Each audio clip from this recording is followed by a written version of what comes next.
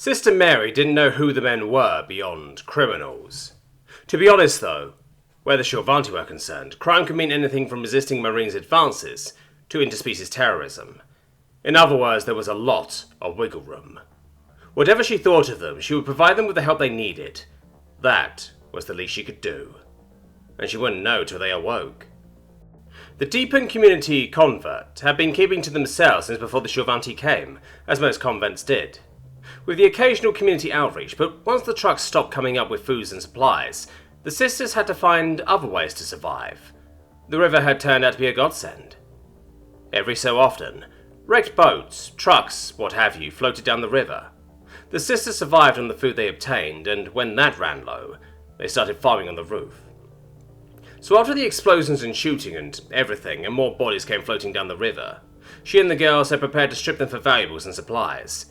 Then they discovered that 2 of them were alive.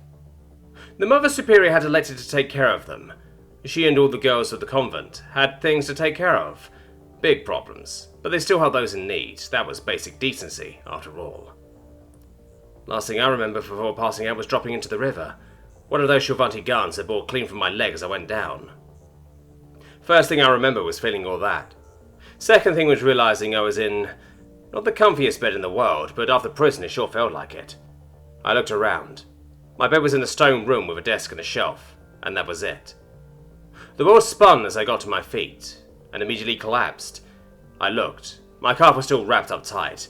Ouch. Okay. This was going to take some work. I looked around and grabbed a broom, flipping it upside down. When I got up again, that thing held. Go figure. I slowly hobbled my way out when I heard a voice. "Where are you going?" I stopped and turned around. Standing behind me was a nun. You know, habit, nun hat, that cool nun hood. She was short too, maybe chest high on me. Trying to figure out where I am. You couldn't lie to a nun, could you? "Deep in community convent. We pulled you out of the river. That help?" This nun had the thickest Irish accent. One could almost call it gooey. Of course she was an Irish nun. Guess they still made them according to stereotypes.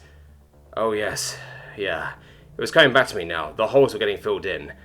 Jeff and I had jumped. I took that shot in the calf, blacked out when I hit the water. Whatever. "Thanks for saving me."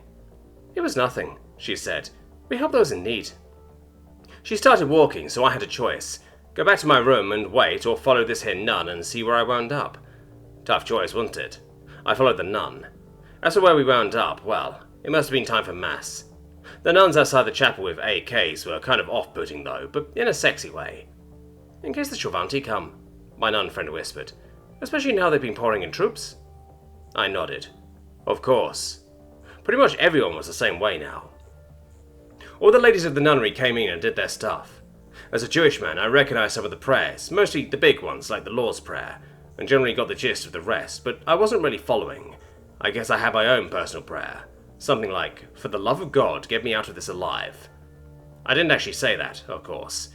That would have been rude.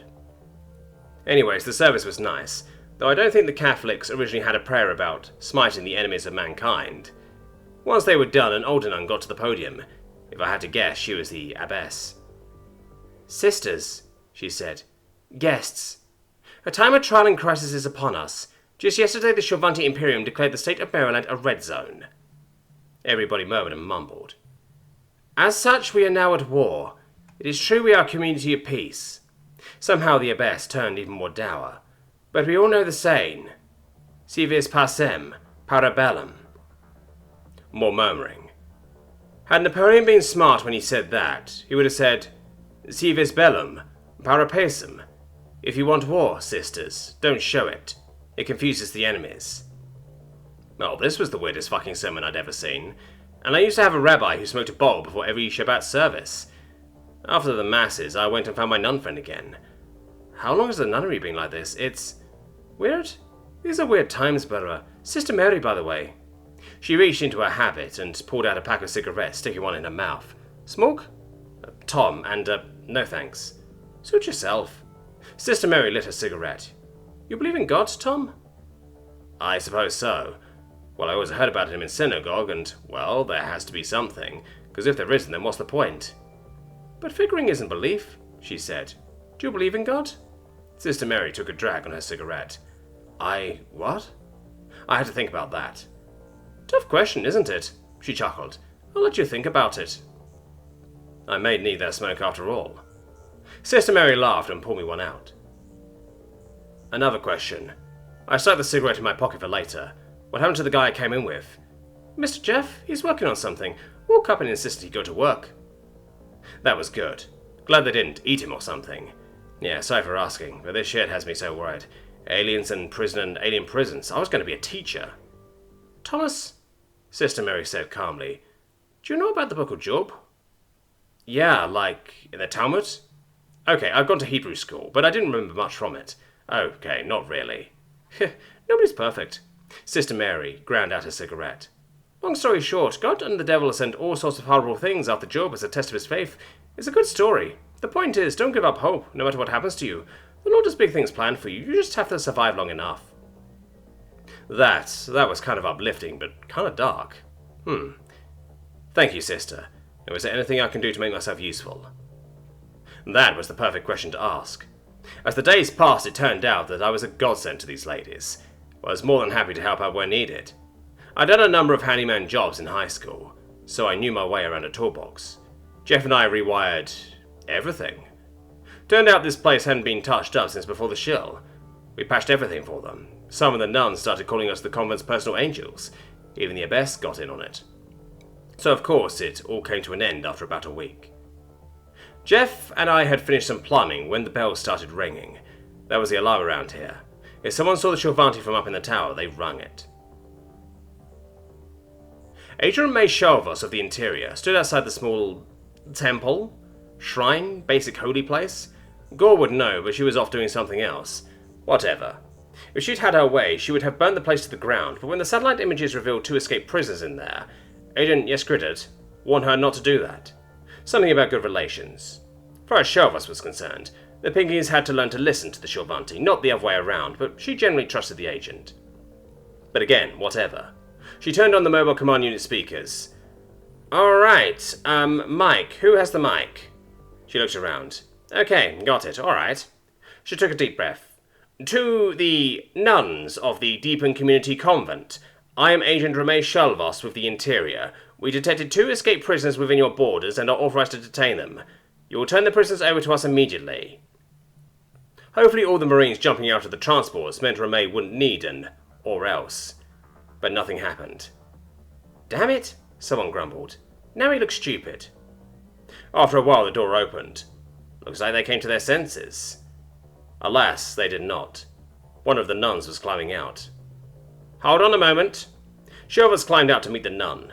The Marines tensed as the 2 women approached each other. Well? We have discussed your demands, the nun said. And the consensus is... She crossed herself. Go fuck yourselves, each and every one of you. She lit a cigarette. Ramesh Shalvos bristled. You did not speak that way to a member of the Shalvos dynasty. Do you know who you're speaking to?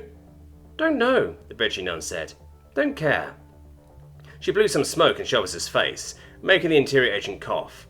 God wants us to help the less fortunate, and, well, sending these 2 men to you would break that rule. Your god? A male god, how ridiculous.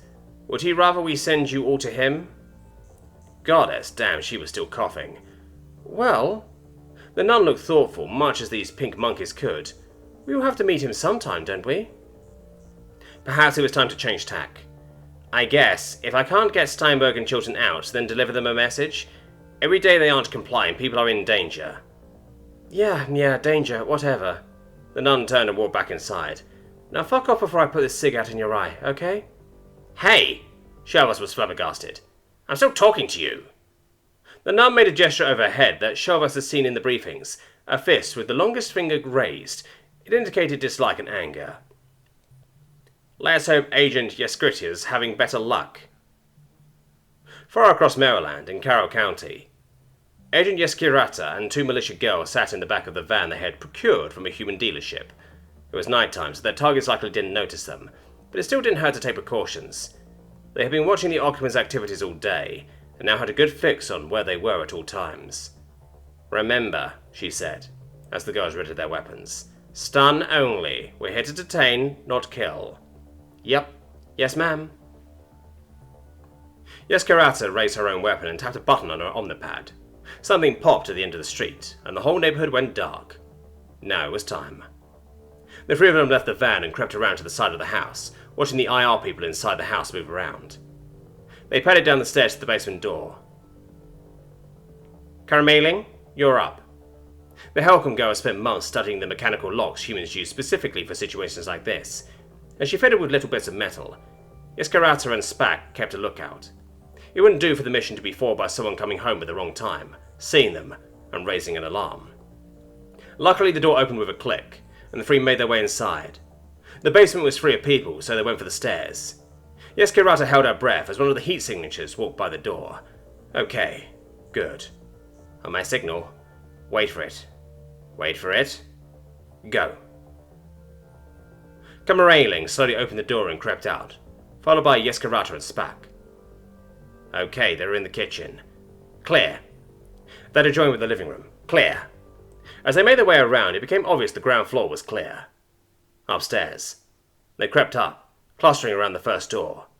Carameling opened and Spack took point as she entered. And crunch. The Rakiri hissed quietly. She stepped on a toy of some sort, a small plastic block with tiny knobs that interlocked with other blocks. Even through the boot she appeared to be in pain. And someone was watching them. Mummy!